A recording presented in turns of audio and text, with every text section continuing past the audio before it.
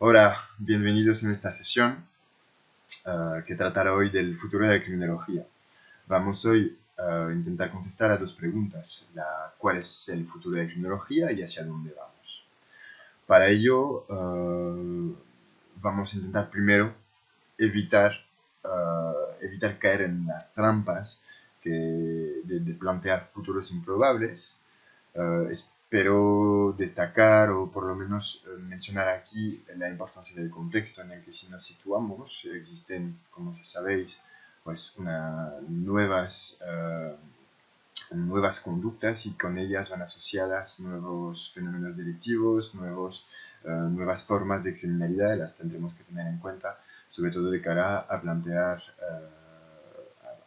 pues, el futuro de la criminología como objeto de estudio en este caso. Lo que vamos a hacer es pues un repaso de los grandes hitos de la criminología, pues con la evolución de las teorías explicativas de la delincuencia, así como hablar de experiencias profesionales en el ámbito criminológico, lo que nos permitirá pues acercarnos a un futuro lo más deseable posible. Bien, entonces empezaremos hoy ahora pues la evolución de la criminología. Yo creo que puede resultar útil, sobre todo enmarcado dentro de esta asignatura de crimen y sociedad, ya que hemos visto muchas de las teorías que voy a comentar con vosotros hoy a lo largo del curso, pero puede servir como un repaso general de las distintas teorías, ¿no? Bien, a grandes rasgos veremos distintos tipos de escuelas. Escuelas, pues entiendo con escuelas distintas aportaciones de diferentes autores que permiten mejorar la aplicación del conocimiento. Vamos a insistir en algunas teorías que son pues, un conjunto sistematizado de ideas sobre un tema concreto, sobre un tema determinado.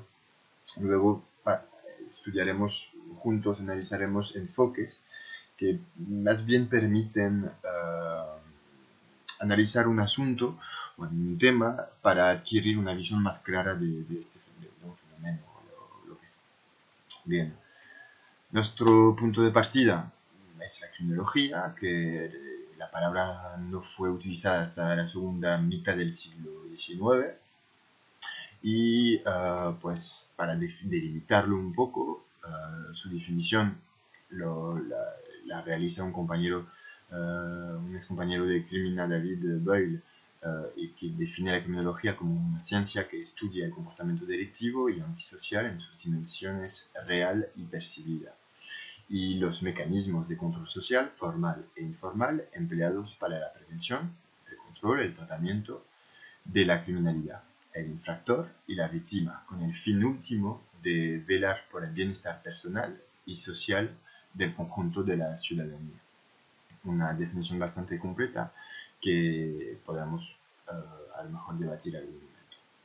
Bien, empezaré hoy pues con seguramente una escuela que habéis visto todos en distintas clases o grados o licenciaturas o lo que sea, la escuela clásica. Pues la escuela clásica pues aporta una reflexión sobre todo jurídica sobre la finalidad de la pena.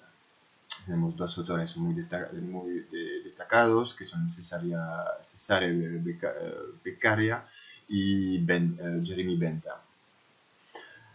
Garrido y en Principios de Criminología va a sintetizar las grandes ideas de la escuela clásica en 5 puntos. El comportamiento humano busca incrementar el placer y disminuir el dolor. Las personas tienen la capacidad para decidir cómo actuar.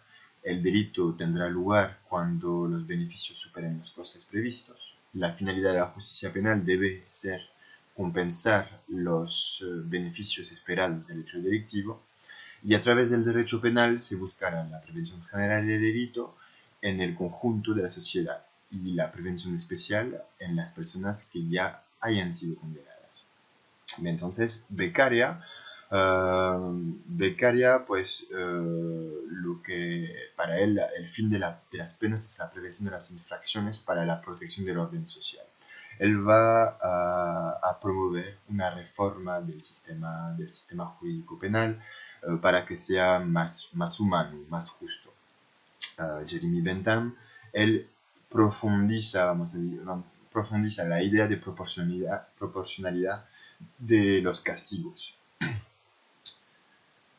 Y bueno, si el castigo debe de ser admitido en algún caso, solo puede serlo en caso de que prometa excluir un mal mayor. Vale, entonces, desde la escuela clásica pasamos a la escuela cartográfica. La escuela cartográfica, pues unos 60 años más tarde, van a ser los primeros a estudiar la criminalidad a partir del método científico. En 1828 aparece las primeras estadísticas anuales de criminalidad en Francia. Esto nos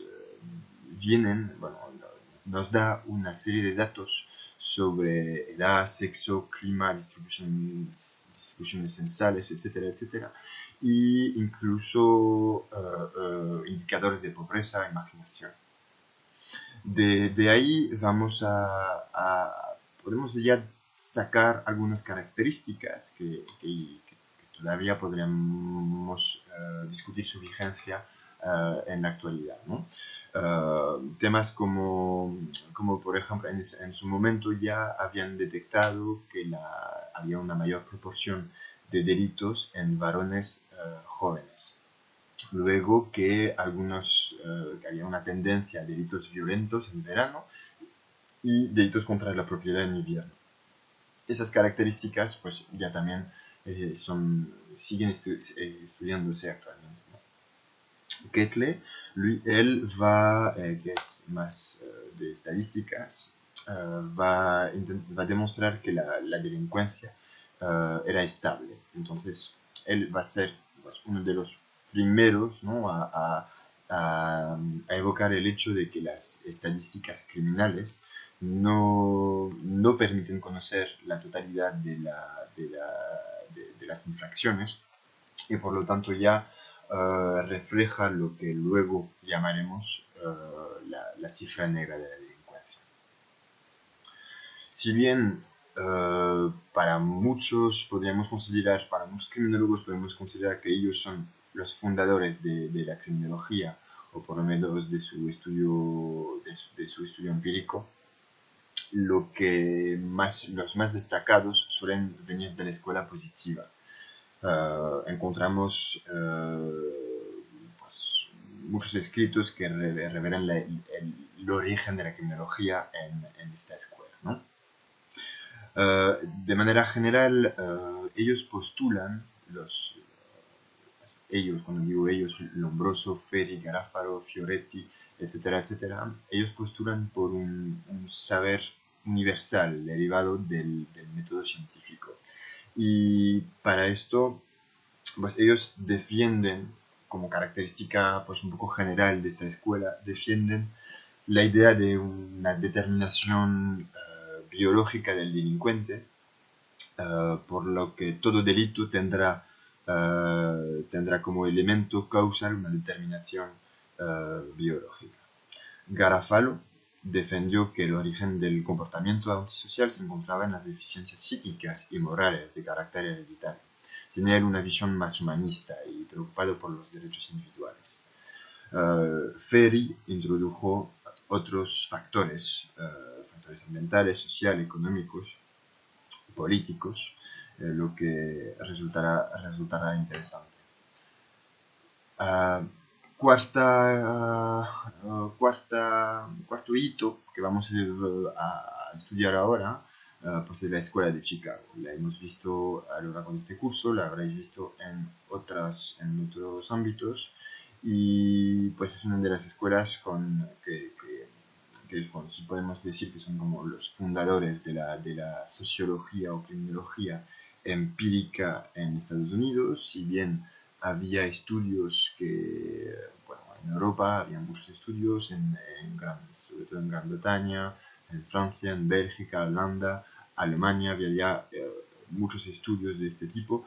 Es ahí, vamos a decir que no, esa escuela no se caracteriza por girar alrededor de un único marco conceptual, un marco de reflexión, sino bien proponen distintas perspectivas sociológicas, a veces puede ser que se confronten entre sí, pero lo que ellos han hecho es tratar de estudiar cómo los cambios en las estructuras de organización social en las grandes ciudades del principio del siglo XX se relacionan con las causas de la desviación. Por lo que ellos se centran en teorías ecológicas, lo que será un cambio muy importante de paradigma. Como lo comenté, se estudiará principalmente la influencia de los cambios de los elementos ambientales del contexto en la actividad delictiva. Entonces, como lo expliqué en clase en su momento, pero también puede ser que lo hayan comentado otros compañeros, pues Chicago fue una ciudad que tuvo un crecimiento brutal. Primero vinieron pues, los norteamericanos hacia la ciudad en una época de industrialización, luego inmigrantes, etcétera, etcétera, lo que hacía que Chicago de repente se hizo, provocó una nueva distribución de la ciudad, ¿no? La característica principal era tener una población con bastante pobreza, con una movilidad constante, siendo multiétnica y de cierto modo pues se han visto que estas nuevas configuraciones pues no presentaban estructuras sociales organizadas, por lo que sus habitantes no compartían valores sociales, lo que muchas veces pues, permite explicar la distribución de la delincuencia.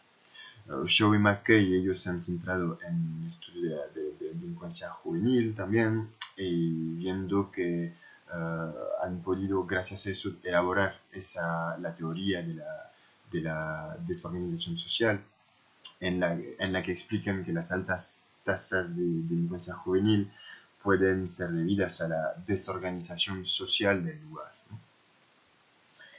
Bien, sin más, voy a pasar a la siguiente, la teoría de la asociación diferencial de Edwin Sutherland. Una de las teorías más destacables, una de las más fundamentales en criminología, según la cual pues la delincuencia viene por un exceso de contactos con entornos prodelincuenciales, por medio del cual se aprende comportamientos desviados, lo que llama asociación diferencial. Entonces, de cierto modo, todas esas interacciones entre individuos desviados llevan que los sujetos adquieren un exceso de definiciones favorables a la comisión del delito. Ese proceso de asociación diferencial luego lo explica y lo detalla según algunos principios que he recogido aquí tres. El comportamiento delictivo es aprendido, ni se hereda ni se inventa. El comportamiento delictivo se aprende por interacción con otras personas por medio de un proceso de comunicación. La parte fundamental de este aprendizaje se desarrolla en grupos personales íntimos, cosas que resultaron bastante importantes. Es decir, que previamente la escuela de Chicago nos había aprendido que ya no había tanto determinismo individual para explicar la delincuencia, que los movimientos de los cambios de los estructurales, los cambios ambientales o del contexto podría provocar la delincuencia. Aquí nos vemos que en los propios mecanismos hay los propios mecanismos de aprendizaje que pueden explicar la delincuencia. Entonces, no solo los delincuentes, no solo los pobres delinquen, la delincuencia se puede encontrar en todas las capas sociales y bueno, ha sido una de las teorías más destacables, ¿no? en la historia de la criminología.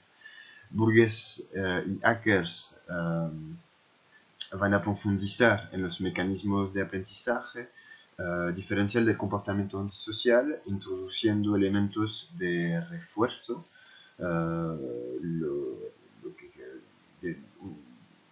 van a explicar ellos un balance entre refuerzos y castigos para todo esto lo que va configurando la teoría del aprendizaje social.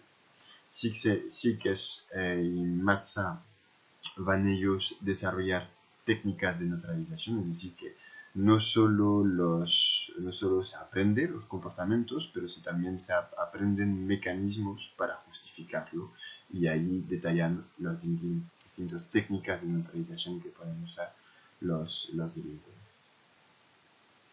Bien, teoría de la anomía y teoría general de la atención. Pues aquí lo que quería destacar con vosotros era el hecho de que la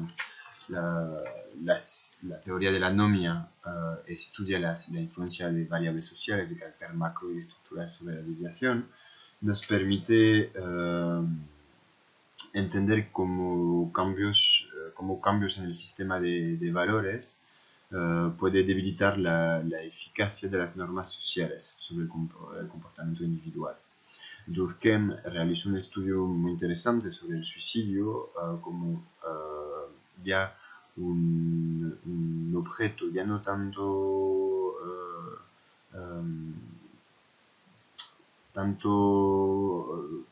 individual, ¿no? Pero viene a explicar el suicidio a través de factores como la crisis económicas o incremento en el bienestar, y porque esas características según él alteran el sistema de valores y pues de esta manera aporta información, aporta elementos a lo que van a llamar pues las teorías de la anomia, ¿no? Por lo que el delito no es otra cosa que una manifestación propia y normal de la vida en sociedad. Es nada más que esto, ¿no? Pues la teoría general de atención, aquí los he puesto en común, anomia y tensión, pero entendemos con la teoría de la atención, aunque sea más tarde, ¿no? Pues todos esos, pues Albert Cohen, Claude Hollin, Roberta New, vienen más tarde que Merton y Durkheim, pero pero recogen las ideas funcionalistas que tenían Durkheim, y aportan pues Albert Cohen pues aporta su estudio, el estudio de la situación de anomia en las subculturas delictivas.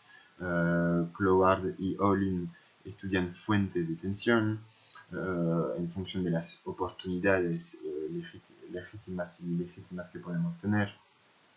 Luego Agnew construye una teoría general de la atención en la que desmenuza los mecanismos psicosociales que permitan conectar causalmente la atención derivada de la imposibilidad de alcanzar determinados objetivos sociales. la privatización de gratificaciones esperadas o el sometimiento a situaciones aversivas con el alivio de la tensión en forma de comportamiento antisocial, mediando en dicho proceso emociones como la ira, el miedo, la depresión, el disgusto, etcétera, etcétera.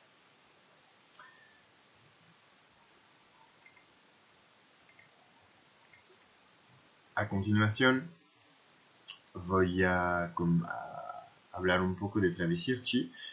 Según él, pues, según él las preguntas que tenemos que hacernos como criminólogos o profesionales que estudian la delincuencia es por qué la gente obedece a las reglas de la sociedad, por qué no delinquimos. Entonces, él va a elaborar la teoría de los vínculos sociales, viendo 4 tipos de vínculos que unen a las personas a la sociedad, evitando la aparición del comportamiento antisocial. Esos tipos de vínculos pues son el apego, el compromiso, la implicación en las creencias. Según Travis Hirschi, aquellas personas con lazos fuertes y estables no siempre desarrollan conductas desviadas, por muy frustrados que vean sus intentos de alcanzar metas sociales altas. Por lo que explica, según él, pues se explica según esos 4 tipos de vínculos. Luego se une a Gottfredson y desarrolla con él, pues, a partir de elementos de la teoría de vínculos sociales y conceptos teóricos de psicología, elaboran la teoría del autocontrol, según la cual un bajo nivel de autocontrol es elemento común en todas las personas delincuentes, personas impulsivas, insensibles, proclives a asumir riesgos, imprevisibles y con poca capacidad de reflexión, siempre y cuando, por supuesto, surge la oportunidad de delinquir. Los autores señalan a la institución familiar como origen del nivel de autocontrol de la persona. El nivel de autocontrol se forma durante los primeros años de vida, siendo estable en el tiempo y por lo tanto pues, una educación defectuosa en el grupo familiar puede llevar a unos niveles bajos de autocontrol y estos a la desviación.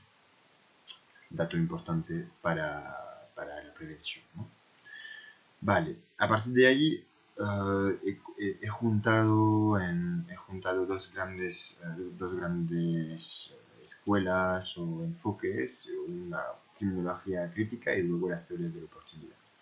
Primero, las teorías de la criminología crítica surgen en la segunda mitad del siglo XX como una nueva visión en el análisis del comportamiento antisocial.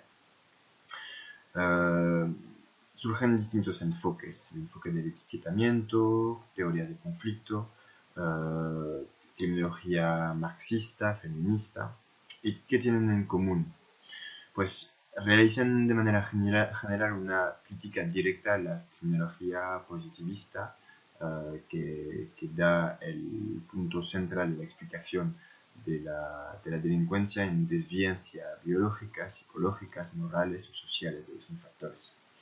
Consideran el agresor como un sujeto normal, en el sentido de no poseer disfunciones respecto al resto de los ciudadanos, y van a elaborar pues, las causas de la deviación en conflictos sociales, políticos, normativos y económicos que generan situaciones de injusticias, de desigualdad entre personas y que explican en muchos casos, pues, según ellos, la delincuencia.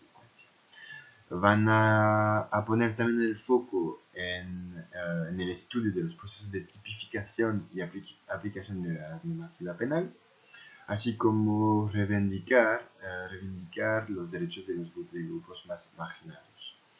El enfoque del etiquetamiento surge en los años 60, lo va a tratar principalmente Goffman y Becker. Van a ver cómo, van a intentar estudiar cómo todos los procesos por los cuales un determinado comportamiento va a llegar a ser definido como desviado, ¿no? Como una conducta luego puede aparecer, por ejemplo, en el Código Penal. Ellos lo explican según que los grupos sociales dominantes y poderosos son los que determinan qué debe de ser etiquetado como desviado y quién es marcado como tal.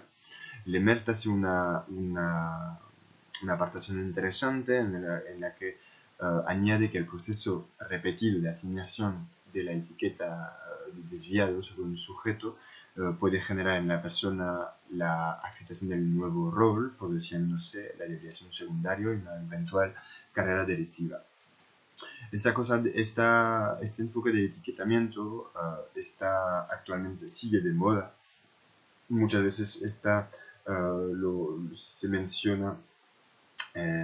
menciona con algunos pues, grupos de interés o gente que están en población de exclusión, como por ejemplo personas con enfermedad mental, etcétera, que reivindican sus derechos de no ser identificados como tal y con todas las consecuencias que puede llevar, ¿no? Ahora pues son estudios que llevan el nombre de lucha contra el estigma, etcétera, etcétera. Bien. La criminología marxista en los años 70, realismo de izquierdas en los 80, 90, pues toma su base en la teoría del conflicto y además del enfoque del etiquetamiento, y lo que ellos van a ver pues son que las causas de la delincuencia se sitúan en las estructuras sociales, en la desigualdad, porque según ellos la desigualdad pues, es relativa, ¿no?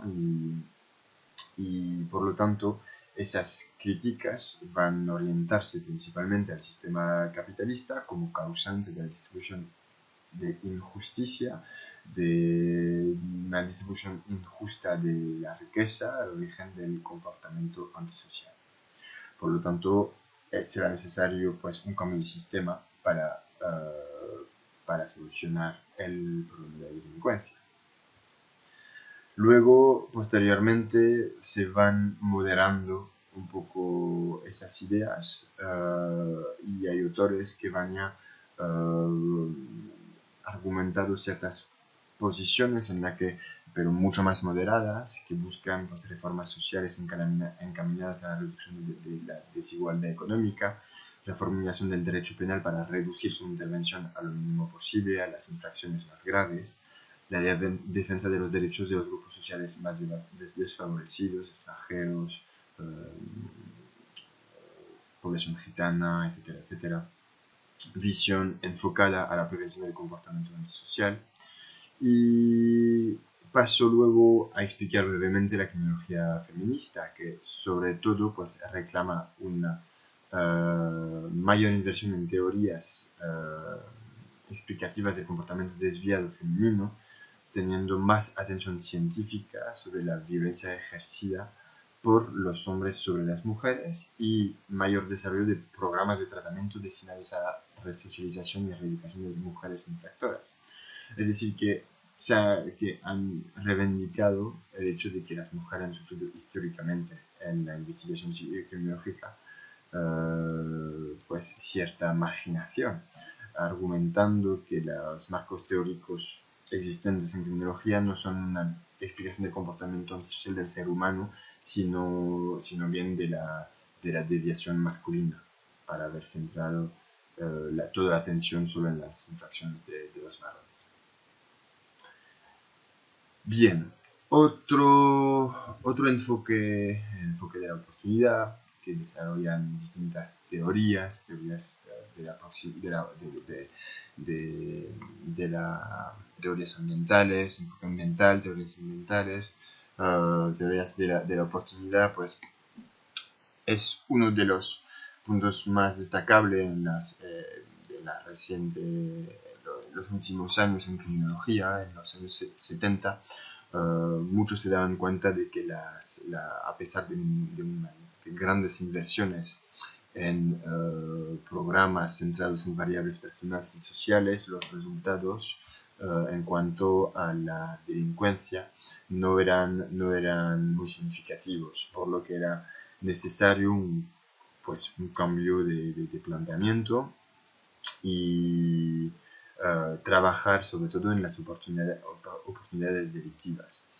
Por lo que entendemos el comportamiento individual como una interacción entre la persona y su entorno físico. Entonces ahora es como el momento en el que se enfoca también la, la, el trabajo de la criminología hacia el entorno físico, ¿no? La oportunidad es un elemento fundamental e indispensable y, y van a ser tres grandes cuerpos teóricos que van a ser los más representados en este caso, en las teorías de la oportunidad, que ya habéis visto en clase, son la teoría de las actividades cotidianas, rutinarias, las teorías la teoría de la elección racional y la teoría del patrón directivo. Felsen y Clark van a constituir un modelo con 10 principios de la oportunidad del delito, en los que, por ejemplo, se destaca que las oportunidades desempeñan un papel en la causación de todo el delito, que son sumamente específicas, que no son iguales para un delito o para otro, que son, además, tienen una concentración espaciotemporal. Las oportunidades delictivas dependen de movimientos de las actividades cotidianas. Un delito crea oportunidades para otro, etcétera, etcétera, etcétera. Bien. Con esos nueve hitos de la criminología, voy a dar por resumida su evolución, aunque ya sabemos que no es todo. El futuro está cerca, pero tenemos que tener en cuenta tendencias actuales, ¿no? Estamos en un momento en el que el cuerpo teórico y aplicado generado por los distintos enfoques sobre la comprensión de los comportamientos antisociales y los mecanismos de reacción sociales, pues han sido muy extensos, que han generado un conocimiento muy extenso y muy rico, que permite ahora realizar una aproximación multidimensional a los problemas de la criminalidad. Esto nos permite ahora entender ciertas tendencias que tenemos. Una tendencia a concebir la delincuencia como un fenómeno complejo, entender y tener en cuenta su repercusión mediática, entender los distintos movimientos y reivindicaciones que pueden girar alrededor de esos fenómenos, de tener en cuenta a la víctima, a los estudios victimológicos, a tener en cuenta siempre el contexto. Ahora también tener en cuenta el ambiente, la sostenibilidad de las medidas que podemos tomar, etcétera, etcétera. Es cierto que la criminología situacional ha aportado a la criminología la posibilidad de acciones concretas, lo que seguramente necesitaba la disciplina para poder reivindicar su autonomía. Pero sin entrar en el debate sobre autonomía de la disciplina, etc., aquí lo que quiero hacer es dar un poco, con las grandes tendencias, ¿no?, de la criminología actual. Antes quería recordar que claro, hay teorías que no se han mencionado aquí, pero que no pierden su importancia, ¿no? La teoría de la personalidad criminal, de las tendencias criminales heredadas, de teoría de las rotas, de la vergüenza reintegradora, del desarrollo, del balance en el control, etcétera, etcétera.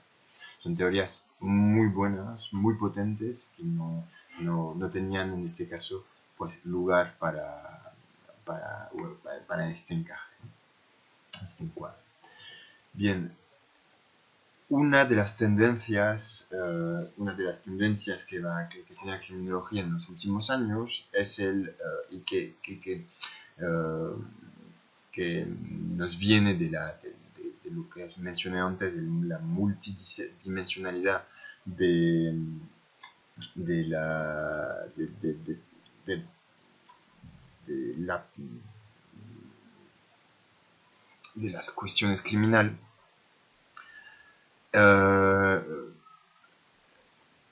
Además, entonces, esa tendencia a lo multidimensional, además de programas testados de prevención primaria, secundaria, terciaria, basados en evidencias, evaluados, etcétera, van a hacer que van a dar un encaje perfecto para tener una visión de conjunto y multicausal de los fenómenos delictivos.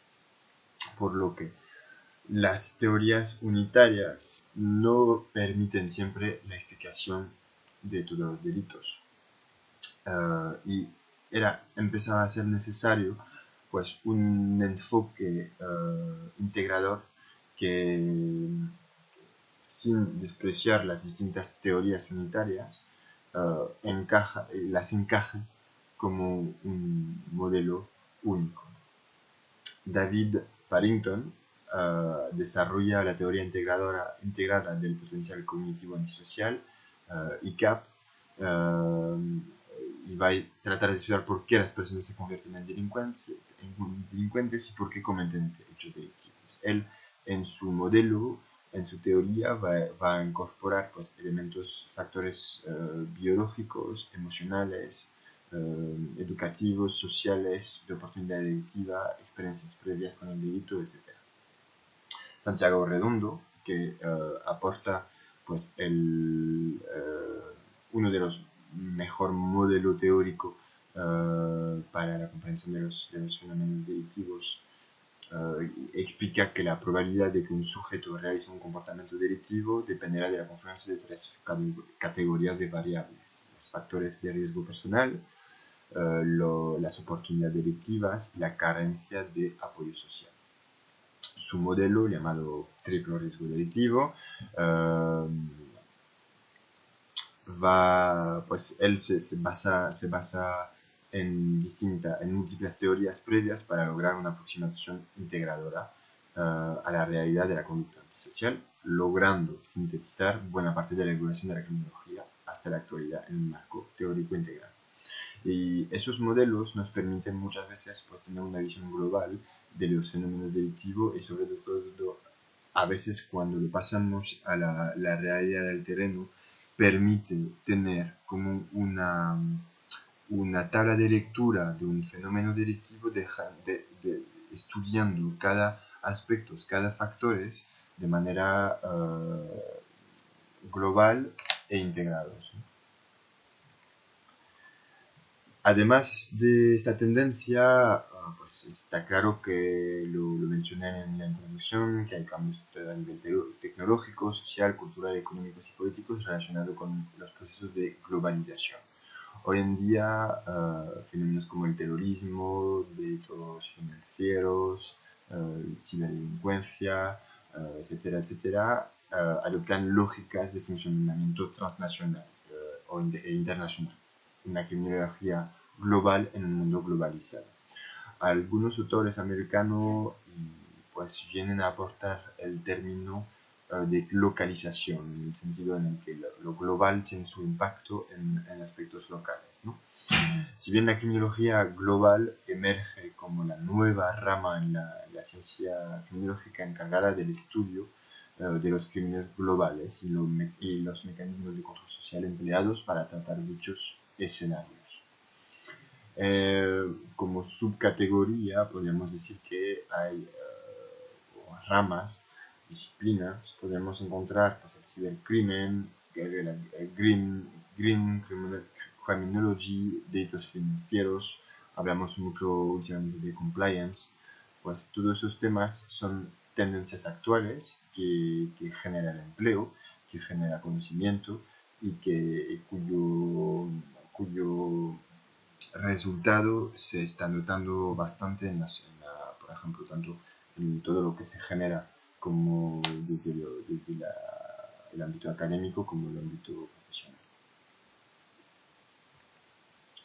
Bien, ¿cuál es el futuro, por lo tanto? Pues tiende seguramente la criminología a ser más global, más empírica, más humanista.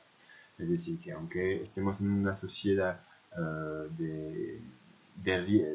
bueno, podemos cuestionar muchos aspectos si seguimos en una sociedad de riesgo o no, aunque pues, bien nos ha venido en la criminología estos elementos de factores de riesgo han sido muy importantes y muy fundamentales en el estudio de los fenómenos delictivos actuales. Estamos en un mundo de globalización, pero que con sus consecuencias, el individualismo, etcétera, etcétera. Hay a veces debates sobre los fines de la disuasión, sobre los fines de la pena, que sigue existiendo, debate que se refleja pues, en también escritos y análisis relativos al populismo punitivo. A veces algunos mencionan el retorno de las teorías biológicas, etcétera, etcétera. Yo quería destacar también aquí pues una tendencia actual y futura, que es la gestión privada de los recursos públicos y de la inclusión de los mecanismos empresariales en asuntos sociales, ¿no? El MGMT que vemos ahí, el management ¿no? La filosofía del management para los asuntos sociales, penales, etc. El grado de profundidad actual de la criminología a nivel conceptual, metodológica y aplicada, además de los programas de prevención con capacidad efectiva, eficaz y eficiente, permiten pues, pensar y plantear pues, una criminología más empírica en un futuro, con mayor perfeccionamiento metodológico, con una profundidad teórica cada vez más importante y sobre todo, y yo creo que también hay una parte muy importante que se relaciona con la aplicabilidad de todos sus modelos teóricos en la práctica. En ese sentido, un papel muy importante lo podrá jugar la aplicación del método experimental al estudio del comportamiento social y los mecanismos de la acción social, siempre para plantear una prevención basada en evidencia. Hay nuevos fenómenos delincuenciales que nos invita a tener una visión, por lo menos a tener en cuenta la criminología como una ciencia más global.